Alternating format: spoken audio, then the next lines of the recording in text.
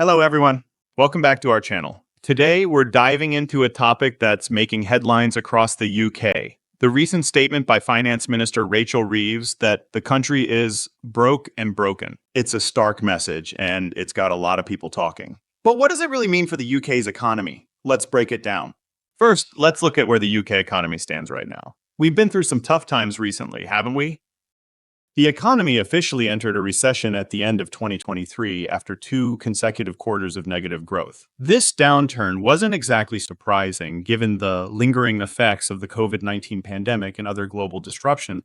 Although there was a slight recovery with a 0.6% GDP growth in early 2024, the economy is still far from its pre-pandemic levels. Inflation and interest rates have been at the forefront of economic challenges. We saw a significant surge during 2022 and 2023, which put a squeeze on households and businesses alike. However, there's some hope that these pressures might ease in the coming years. Now, let's talk about that bold statement from the finance minister. Rachel Reeves recently highlighted a substantial black hole in the public finances, estimated to be around £20 billion. This revelation is part of a broader financial review she's expected to present to the House of Commons. The phrase broke and broken isn't just dramatic. It's meant to emphasize the severity of the fiscal situation the new government believes it has inherited. According to Prime Minister Keir Starmer's office, these challenges are the result of years of conservative rule, which they claim left the economy in disarray. But let's put this into context. The Labour Party under Starmer won a landslide victory in the recent elections with promises of economic reform and growth. They pledged not to raise taxes on working people, focusing instead on generating revenue through other means. The Conservatives, on the other hand, had a different approach with promises of further tax cuts if they were re-elected. This difference in economic philosophy is now playing out in real time, with Labour striving to balance transparency about fiscal challenges with their campaign promises. So, how did we get here? It's not just about political decisions. There are several factors at play. Firstly, the fallout from the COVID-19 pandemic hit the UK hard, with a massive GDP contraction in 2020.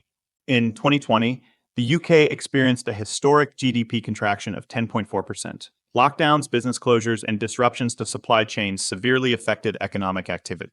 The pandemic also altered consumer behavior significantly. People adapted to remote work, online shopping, and reduced social interactions. These shifts impacted demand for goods and services. While there's been some recovery since then, it remains cautious and uneven. Certain sectors, such as hospitality and travel, continue to struggle due to ongoing restrictions and changing consumer behavior. Brexit is another significant factor. As the UK pulled out of the single market and customs union, companies trading with the EU face new rules, paperwork, and checks on goods. This transition prompted fears about the continuity of the £550 billion trade between the UK and its nearest trading partner. Additionally, bank research indicates that Brexit effects have weighed on productivity. The uncertainty has created unease among businesses, affecting their investment decision.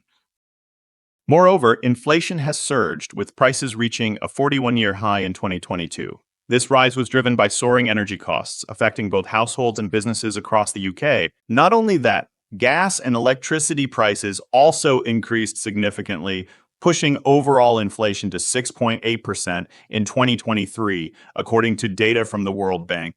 Additionally, disruptions in global supply chains caused shortages of goods, leading to higher prices as supply fell short of demand. In response, the Bank of England BOE raised its benchmark interest rate.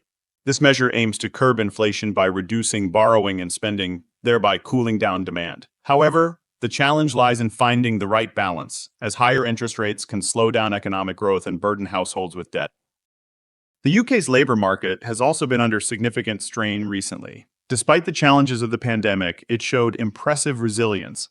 Employment levels bounced back, and unemployment rates remained relatively low at 4.1% in 2023. According to the World Bank, as the job market tightened, employers faced pressure to attract and keep skilled workers, leading to wage increases. However, the rising cost of living, particularly for essentials like food, energy, and housing, has outpaced these wage increases. A clear example is the residential care industry, where labor costs rose by 33%, while the prices for residential care activities went up by 26%. With such a high share of labor costs, these wage increases significantly contributed to the rise in prices. Employers are now walking a tightrope. Offering competitive wages is necessary to attract talent and maintain productivity, but excessive labor costs can hurt their profitability. With a new government in place, there's a shift in economic policies. The Labour Party's approach differs significantly from the previous Conservative government, and this change will impact everything from taxation to public spending. And so, transparency is a key theme, as evidenced by the Finance Minister's candid assessment of the country's financial woes. Tough choices lie ahead regarding spending, taxation, and debt management. Finally, let's not forget the global context. The ongoing conflict in Ukraine adds to the uncertainty influencing global markets and affecting the UK economy. The UK has pledged substantial military aid to Ukraine. As of now, the commitment stands at £3 billion per year until 2030 and for as long as needed. This aid includes financial support for planning and fueling Ukraine's defense against Russian forces. On top of that, the UK also contributes £40 million to NATO's comprehensive assistance package for Ukraine. This package supports critical areas such as counter-drone protection, demining of recaptured land, and medical rehabilitation for injured military personnel. So, is the UK really broken? The answer isn't straightforward. Yes, there are serious fiscal challenges, and the economy is struggling to regain its footing after multiple shocks. But there's also a broader context to consider, including global factors and the political landscape. Anyway, as we move forward, it'll be crucial to watch how the new government addresses these issues. Will they manage to turn things around, or are we in for a prolonged period of economic hardship? Only time will tell. Let me know what you think down below in the comment section.